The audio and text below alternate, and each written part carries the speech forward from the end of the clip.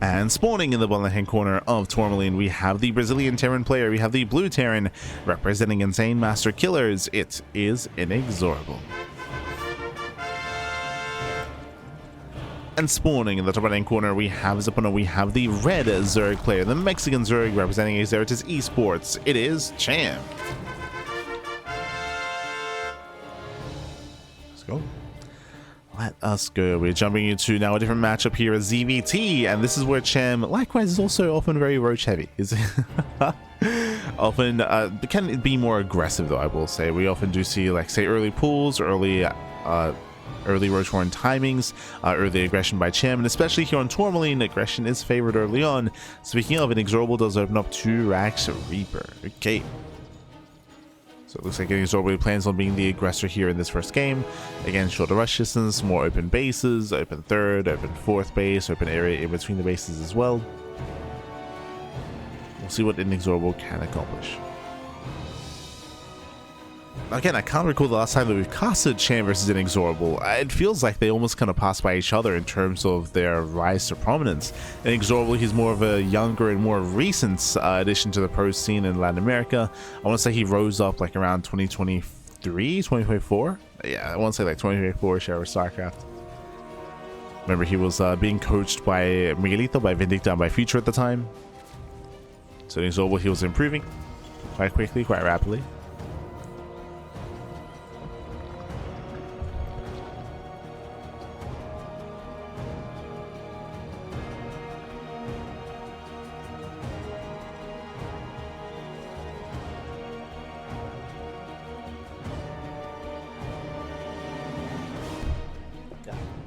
That was, of course, back when INexorable was on the Planet of Heroes, which again was a couple of years ago. It's kind of when he first hit the scene, and that was when Cham was much less active, of course. It's only recently that Cham started playing again, after a long break. And we'll see if we can keep up.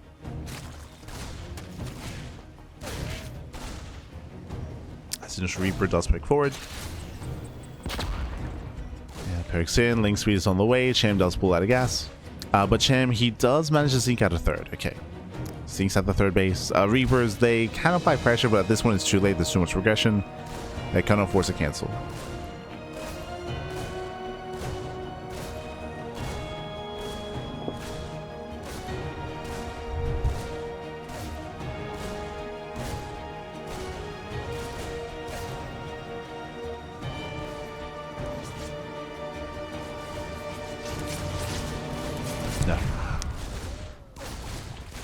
Oh, as INexorable does overextend, one Reaper goes down. That should not have happened. Behind this, making another Reaper, actually. Okay, we were supposed to get up to 5. It's going to be 4. Only 4 Reapers. Again, that's not enough to force a cancel on the hatchery.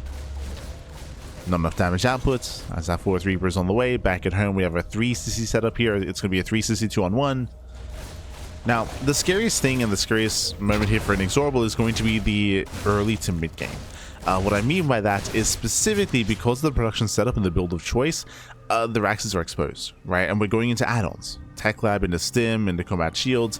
This production is going to be vulnerable, and if Cham were to go for a Roach All in, then he could overwhelm, for sure. We can see here that Cham does pull a little bit earlier into the gases. Interesting. And we'll see what that's going to be used for.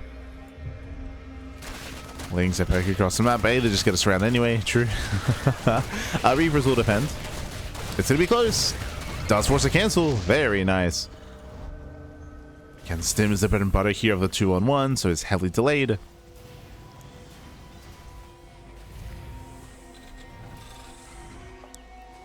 Can we force not the cancel?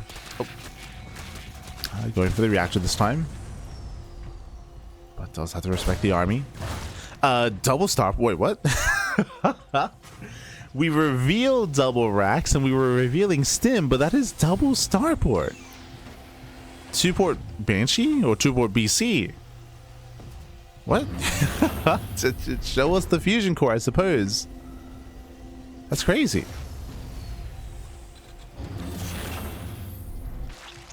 No fusion core, so it looks like 2-port Banshee here out of INexorable. Huh. Yeah, high rotors into cloak. This often leads into mech of all things. And yeah, that's why there's no stim. So it looks like, so the initial plan was to go for a 2-on-1. Because stim was delayed so heavily, we're just abandoning stim. We're just abandoning it.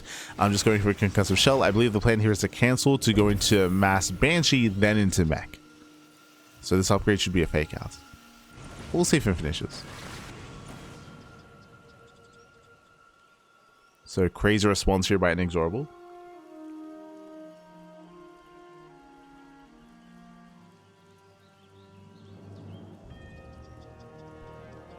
The issue being, of course, that Cham does slip into base. Oh, he does slip in. He waddles into the mineral land as well. And behind this, we're link flooding. Behind this, we are link flooding. Cham gets into the mineral land. 15 probes for 15. That city's going to be going down. Cham gets a full scout as well. Yeah, he gets a full scout of what's going on. And behind this, here come another wave of Zerglings. Yeah, more lings are moving out. Cham is now fully aware.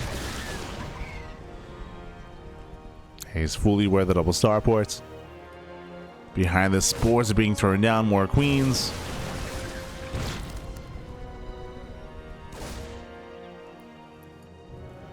Cham does pivot away.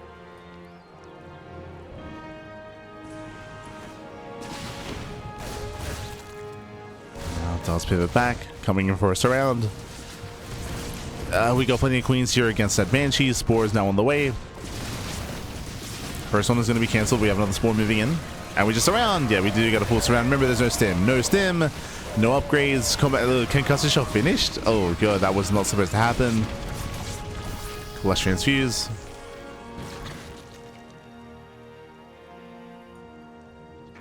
Banshees are denied. And stim is never going to finish. It's never going to finish this game. Ay, ay, ay. Yeah, we get a surround. Deny stim. GG gets called. And Cham, he will take game number 1. GG. Whew. GG will play. Cham takes lead in the series. Once again, a very unique build here by INexorable to go for the attempted 2-on-1, for that to be delayed, and then to go double starport play and double starport banshee. Unfortunately, again, he got scouted. Cham, he went for his own bust. Essentially, he went for his own bane bust, got into the main base, got a full scout of what was going on, and prepared back at home with a high queen count and with spores as well. GG. GG. Cham was ready for it, and that leads us into game number 2. And spawning in the bottom left hand corner of White Rabbits, we have the blue Terran player. We have the Brazilian Terran representing Insane Master Killers. Down in the series, we'll see if we can bounce back and force that ace match. It is INexorable. And spawning in the right hand corner, we have the red Zerg player, the red Zerg player himself representing ZvT Esports. It is Cham.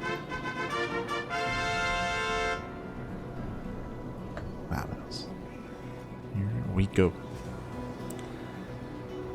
As we are once again opening up on the low ground. So it looks like another 2x Reaper opener here by INexorable. This can turn into a 2-on-1, 3cc 2-on-1. We have seen players like Maru go 2x Reaper and then bam into double factory in the main base and go for a big mech transition. So there are some variations here post 2x Reaper, but for now it does seem like the same opener out of INexorable. I'll see if INexorable can get a little bit more damage this time. If you remember last game, he failed to cancel the third, as he lost his first Reaper. Let's see what happens this time. As we have taken our gases, and I don't see a second Rax. Huh. This is not 2x Reaper. Do we get Rax expand into factory? Plan here. It's going to be Rax Factory into expand. Okay.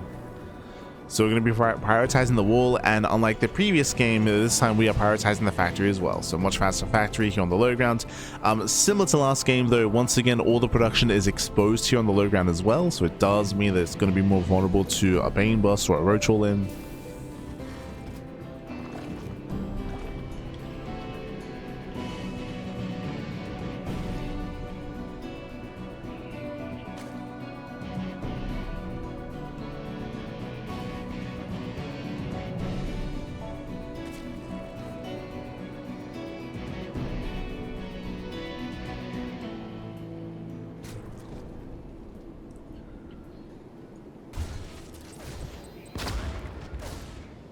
That's first Reaper does pick in. Nice pick off. Gets one drone. Doing another. Not quite. 2 drone. Oh my god. Okay. 2 drones going down. Very nice damage. Gets a second drone. Do we get a third? Not quite. Warping in the spore, the gas geyser, and another spore. Oh my god. Very close. Yeah, very close, very clutch. In the end, Cham will defend, but a messy defense here out of Cham, losing 2 drones. That should not have happened. Meanwhile, Link Speed is on the way, pulls out of gas, and back at home it is going to be for now. Reaper Hellion into a 1-1-1. Okay, a very aggressive start here with faster factory production and now faster starport production as well. Very aggressive.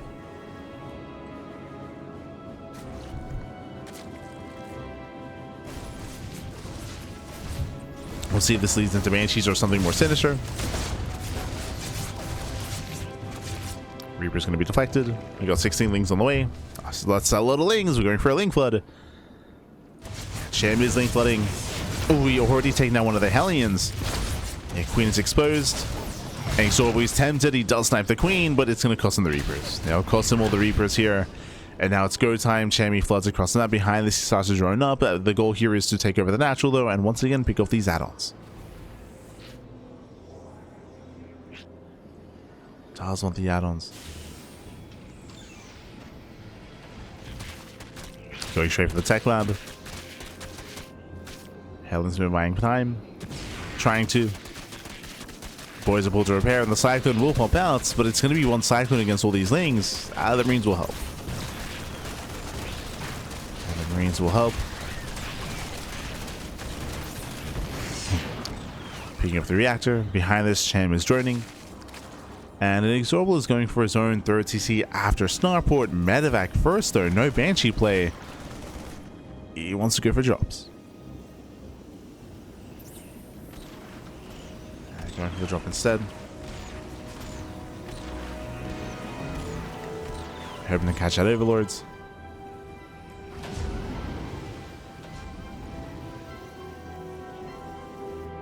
So he does get spotted. Cham is aware. Back at home, Cham is taking gases, taking up into his own lair. There is almost done. And our drone count is still lacking, though. I will say that. We're still undersaturated at the 3rd base. Gas is not being taken. It's still very messy here for Cham. Very messy. So he once again does force workers off the mineral line. Oh, and it is going to be a very fast lair. Okay, very fast lair here by Cham. Again, off of 4 gases. Jumping to the main base. We'll get a Queen.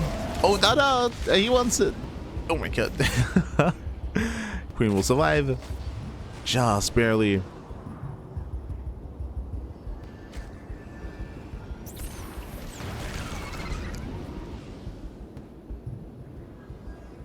And with that, Cham is going to get away with his meters. Still unscouted. Medevac does boost in. Nothing to see. On the main.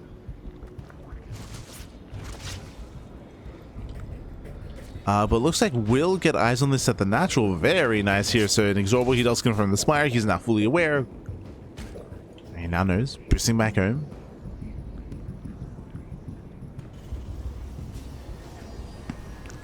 He does boost back. 3rd base is now being taken. We should soon be seeing turrets run down here at INexorable. Assuming that he's aware of what he saw. As the aggression continues. Going for the Overlord. No, oof. Yes, the Overlord will survive. Cyclone goes down. And I'm concerned because I still don't see any turrets. At the same time, though, I don't see any mutas. Spire is done. But no meter production. And this may just be because Cham knows he got scouted. So he's giving INexorable a lot of credit here. Right, now we have our turrets on the way.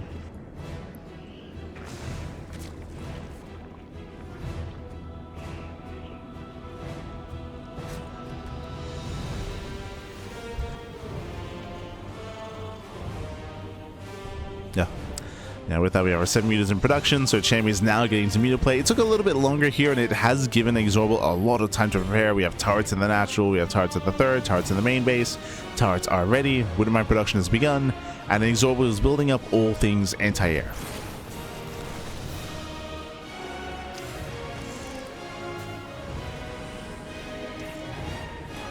And he's preparing for the meters. And Cham is going to be hard-pressed to find much damage with these Mutalisks. I'm not saying that he never will, like we can still pick away at the add-ons in the main base or go for the gas mining workers. It's not going to be easy there.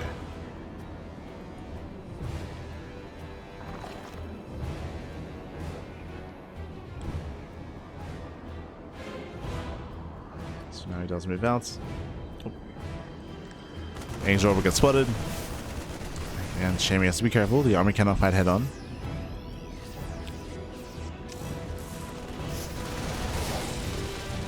Oh.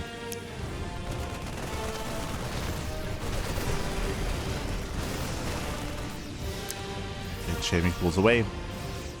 Buying more time, building up his Zinc Bane. Baneling speed is only halfway done. Once again, really nice Liberator harass. Liberators have been doing well. They've been doing very, very well for themselves. They've been very annoying. What's going on?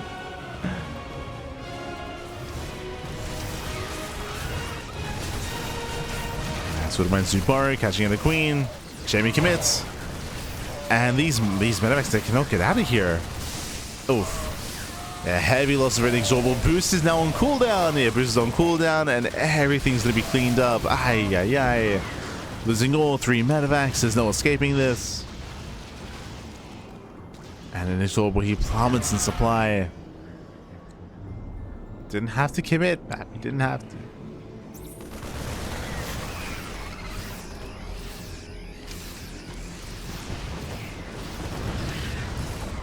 As INexorable tries to defend. Cham is almost maxed out. Building up more Link Bane. And Cham doesn't even need the Muse to defend anymore. Not anymore. Drilling pulse is denied, now getting to the mineral lines, turrets are being focused down. He's gonna get ulti, he's gonna get both. He's gonna get both turrets. Oof. Banelings, they smash in, we have more Banelings where that came from. We have plenty, yeah, Banelings, they connect, they smash in INexorable, GG gets called, and Cham, he will claim the series 2-0, advancing on to the grand finals. GG. GG, well played. Again, a very bold move for INexorable to push. He knew that there were mutas, but he still moved out with a triple drop, which meant that it was a one-way trip. It meant that there was a way to completely shut that down, completely clean that up.